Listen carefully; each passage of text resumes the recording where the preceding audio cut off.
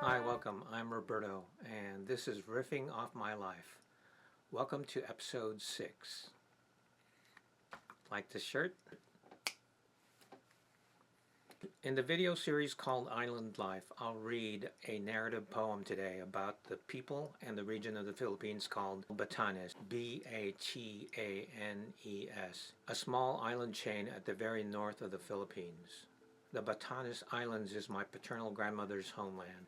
Her name was Antonietta, and she grew up in an environment very much subject to weather. Her people were farmers and fishermen.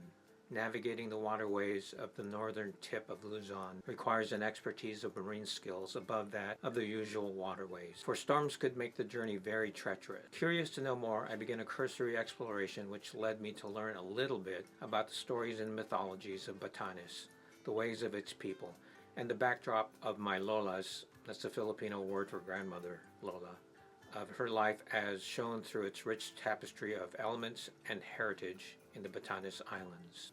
I used what I called and wrote a narrative poem that I call Batanes from 4 islands of the archipelago. It is unpublished, although I have read it at open mic events in my town.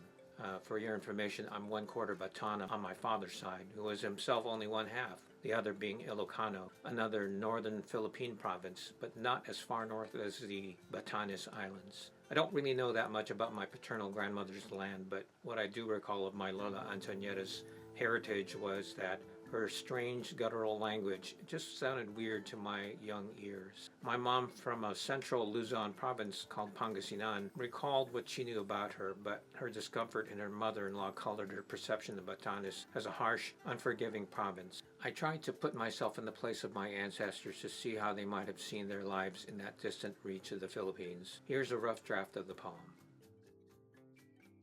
Batanes, from 4 islands of the archipelago. Itbayat, the lighthouse, was where she snuck her cheroot breaks after gutting the morning catch. Not the stockfish, bangos, but wild caught from ocean deep. Exocotidae and dorado. Among New Rayon, the fish of summers. She spits when she thinks of the pale imitations they eat down in the provinces, where she last saw distant kin all those bereaved years ago. Of her nuclear household, no one around to help but a maid who likely works out of loyalty to her past generosity, made possible by the homestead and its progenitor. She gets a pension from her husband's time helping the government set up rules that were already practiced as second nature before the Spaniards and Americans had any say over the local folkways. Share and share alike. Work hard for the island. Take care of the weak. They are you. People here value each other, not exploit them. That's why Lola Pasita has no care beyond today and what the next tide's bounty will bring into her modest till at market. Batan, up well before dawn, Mang Basco loads the nets and floats that he spent evenings mending, endless needful routine among the many others of his daily striving with the sea. Mata boats are never unprepared for either good or bad days of fishing. They know that where one vanua comes up short, others will haul up full nets, and the needs of the collective will be met. But he doubts the future, its erosive effect through technological miracles that are transforming his culture, his people, his children. They don't want to be relics of the frozen past. He cannot think as they do, or desire what they want, their alien hope. Sabtang, archipelagic dreamer. Nelson paints faces on dolls, carves figurines, weaves ornate yuvuk, once meant for labor, now only fancy baskets into which tourists will stuff their swag. He'll pose in his vakul and wear his kanayi, as his farming forebears did under the hot northern sun in the harsh winds of cyclonic seas, but only as props for photo ops. No one remembers that he brought the pride of the islands with him when he went abroad on a goodwill sojourn to lands with strange traditions and putrid food. He learned to paint at their salons under well-intentioned masters. When he mastered what they thought, he returned west and came with a vision of transforming the way people saw. But coming back, he realized they had long been changed by the land itself and the sea surrounding it. Instead, he decided he would always paint for his own delight and that of the occasional visitor. Mount Iriah.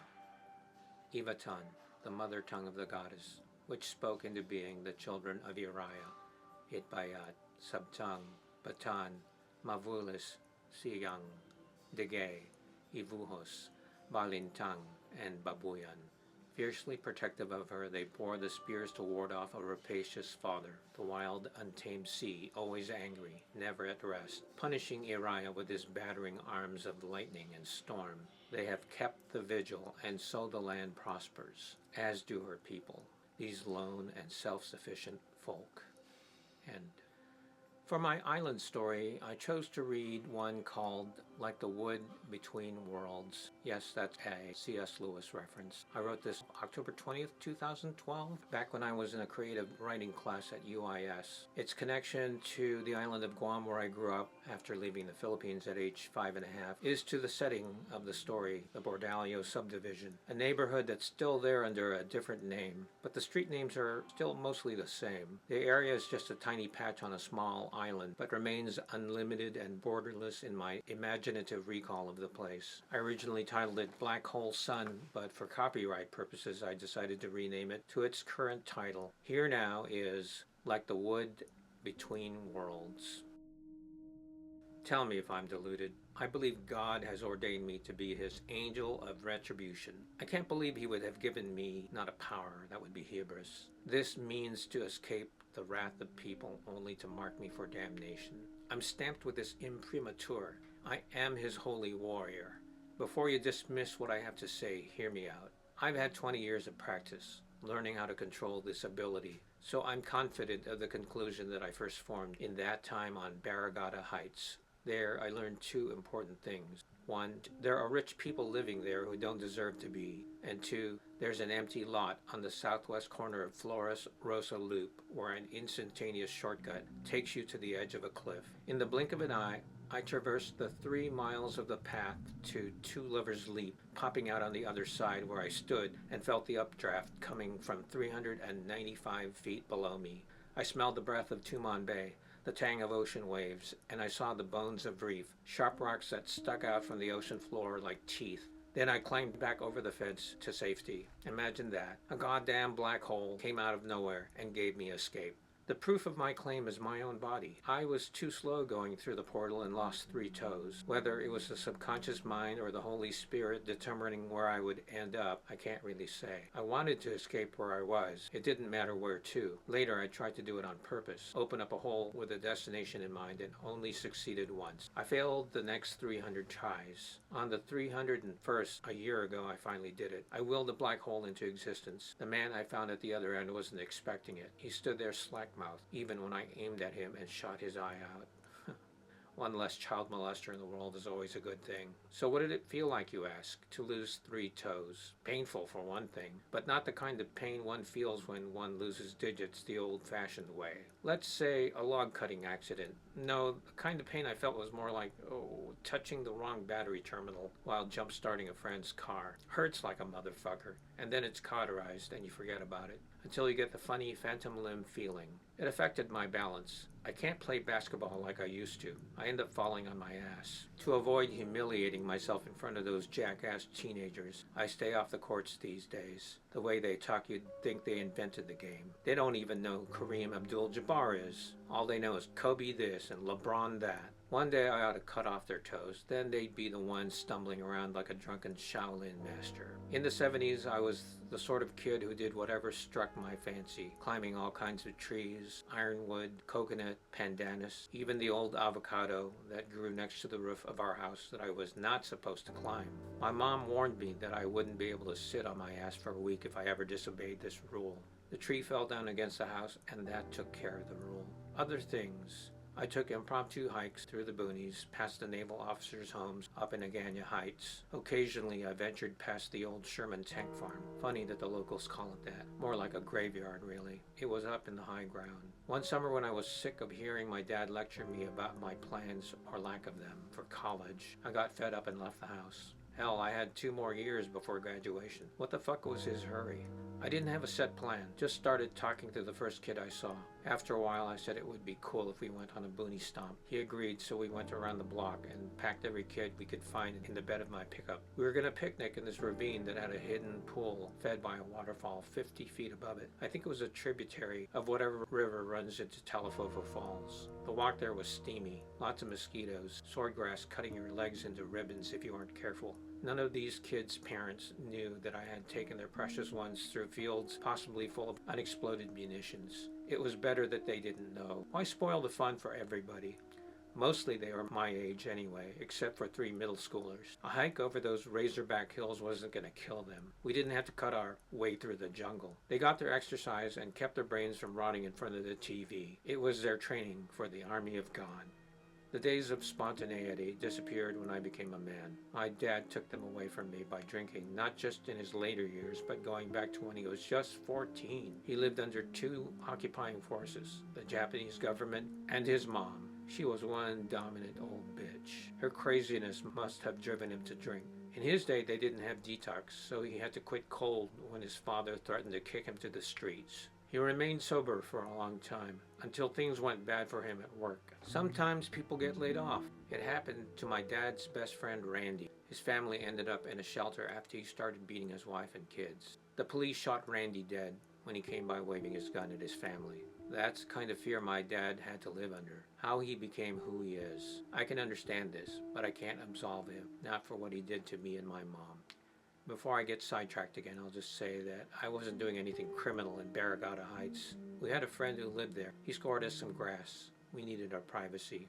Unfortunately, a cop car came down the road toward us. Someone must have gotten suspicious. My buddies Dinesh and Kevin hightailed it down the steep incline. Didn't want to possibly break my neck doing that, so I wished with all my might that I could jump through thin air to anywhere except that lot on Flores Rosa.